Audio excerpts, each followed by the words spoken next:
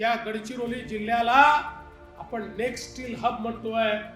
आता जवळपास 3 लाख कोटी रुपयाची गुंतवणूक या गडचिरोलीमध्ये येते। एकेकाळी त्या झारखंडमध्ये टाटानगर तयार झालं, टाटानगरने पूर्ण झारखंडचं चित्र त्या ठिकाणी बदललं।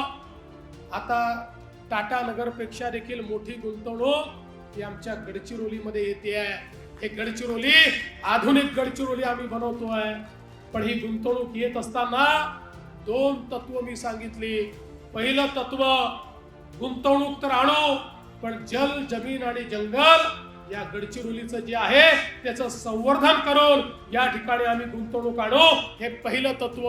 आणि दुसरं तत्व, या ठिकाणी जो रोजगार तयार होईल त्याच्यावर पहिला अधिकार हा भूमिपुत्रांचा असेल, या गडचिरोली जिल्ह्यातल्या आमच्या तरुणांचा असेल। या 2 तत्वांवर आपण सगळ्यांना मान्यता दिली।